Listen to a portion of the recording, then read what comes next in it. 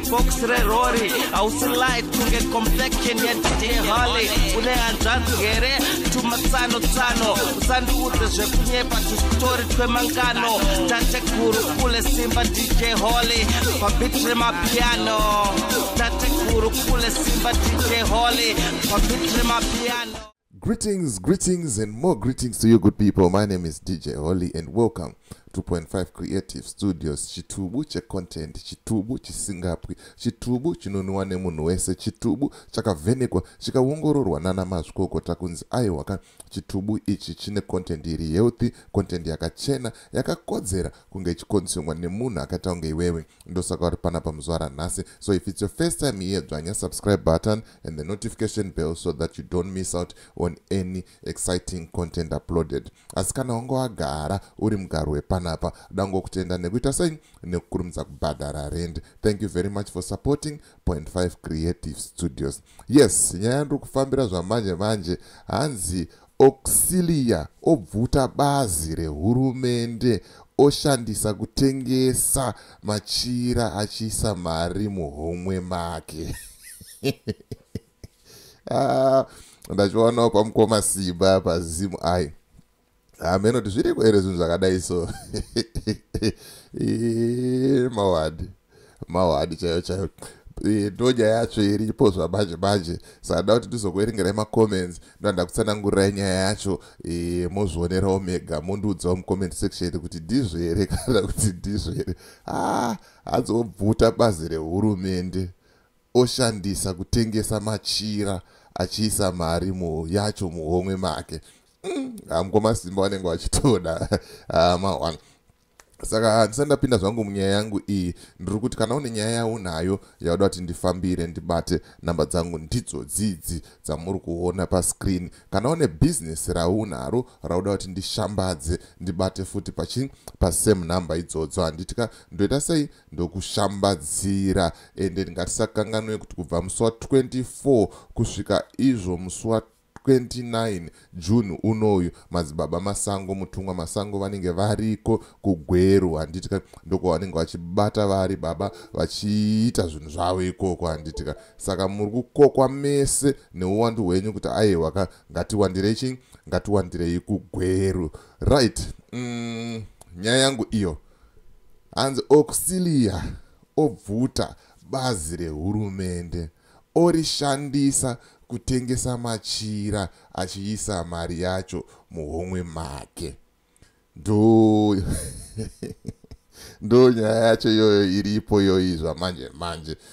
Handizoziva hangu kuti inyaya yechokwadi here kana kuti inyaya yechokwadi, but ndo zvirikutaurwa nani, zvirikutaurwa namukoma simba. Handitika saka ndoda kuti ndikutsanangurire kuti nyaya yacho imbori nyaya yeyi, zvakamira sei, chii chiri kumbonyasoitika. Handitika ndokuradzai umbowo futi wandinawo. Handitika saka pane machira amuri kungoona ari kunzi national dress, machira ane tushiri tweZimbabwe, mamwe ane macolors eZimbabwean flag.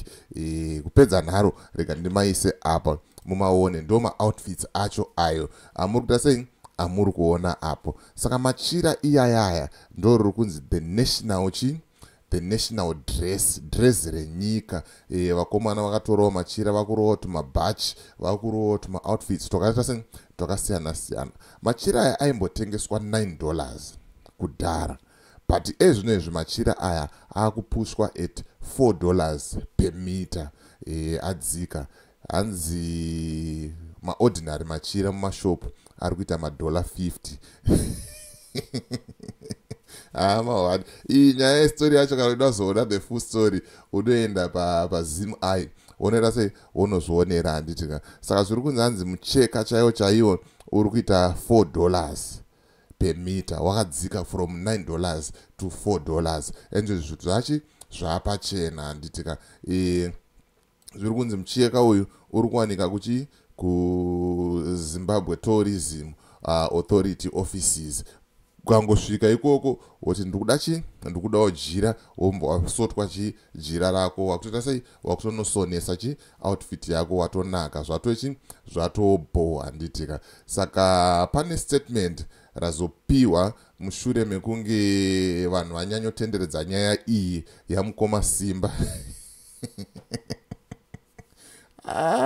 Mukoma Simba vanenge vachitoda. Handisi hangu kuti how far truth is this panyaya iyi handitika, but statement randinaro ndorandoda kuti ndizokuratidzai. Aiwa, honorable Rukodzi vari kuzviramba kuti hazvisirizvo. Tiri kuziva kuti pane vanhu vanoda kusvibisa zita raamai, pane vanhu vanoda kusvibisa tourism authority, vachiita sei, vachitaura zvisina maturo. Mamedia houses iya ari kuzivikanwa. Mukoma Simba mukuita sei, muri kuzivikanwa handitika, but sezvamunoziva tinongoya nadzo sezvadziri nyaya, todziti bvu mozvionera mega. Ndichazokuerengerai futi the secular racho iripo press release rakaitwa neZTA, mozvionera mega. But tisati tasvika ikoko ngatimbojambirai mucomment section timonzwa kuti comment section comment section iri kuti chii.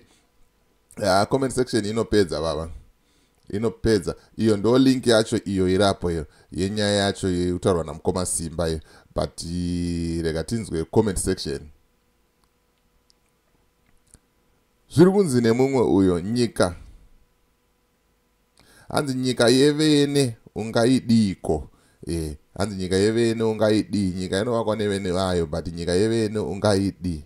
Zvikanzi wanga uchida kuti aise Muhomwe yani. Zvikanzi Bazi branch or ministry, zvikanzi Bazi bus, which is which, muroi.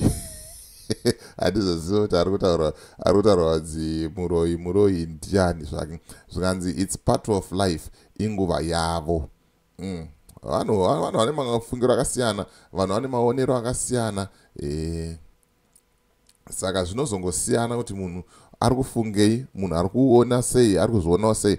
But nyaya iyi yarambwa neZimbabwe Tourism Authority. Ndichazokuerengerai secular racho, but mucomment section munongoziva kuti everyday munogara mune mvonga mupopoto, vanhu vachiita sei, vachinetsana handitika. Zvikanzi nemumwe uyo, wanzi tipewo nyuzi dzinodyisawo iwe.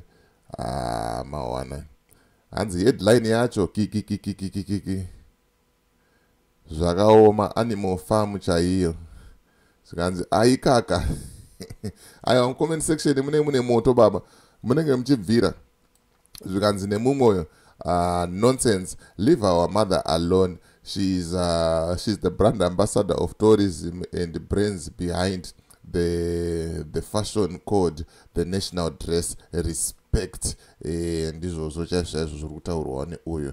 Right, iyo ndo tsamba iyo press release yakazoreliswa neministry vachitaura kuti aiwaka idzi inyaya dzekunyeba, idzi tunyaya twevanhu, tunyaya twemubikirwa, tunyaya twekufurema handitika. Ndo saka paipa ndichigara ndichikudzira kuti aiwaka musangobhilivha zvese zvamunenge muchingonzwa, zvamunenge muchingoona. Munofanira kuita dzombongororo, moongorora kuti nyaya iyi ndeyechokwadi here kana ndeyekunyeba. Ndo zviri kutaurwa neministry neZTA kunzi aiwa, tiri kuvaziva vanhu vari kuda kusvibisa zita rani, zita raamai, vachitanza vari kutora mari vachidya. And Machira aya achipa zvekutodaro zvekuti haasisiri ku $12 $9 kwaaimbove uko. Ende zvimutengo waita sei, mutengo wadzika handitika. Saka zvamunoziva umbowo ndo watinofamba nawo, ndo dingindira redu panapa. Ndiyo tsamba irapo iyo iri kutaura kuti aiwaka izvi zvese izvi ndezvekunyepa izvi. Jira radzika, amai havasi kudya mari yetourism. Pakashara baba, pakaipa mawana. Saka ndo nyaya yanga ndichifamba nayo zvamanje yanga ndangoya ndikuratidzei kuti ndo zviri paground mazuva ano zvamanje. Nyaya yerokwe iyi inyaya yekunyeba. Amai havasi kutora mari vachiita sei, vachisa muhomwe dzavo vachidya. So as for me, DJ Holly and the rest of the crew behind the scenes, kana une nyaya yaunayo yauda ndifambire ndibate namba dzangu ndidzodzi. Kana une business rauda kushambadzirwa ndibate futi pasame number idzodzo handitika. So as for me, DJ Holly and the rest of the crew behind the scenes, tiri kuti it's bye for now. Ngatisangane muvidhio rinotera.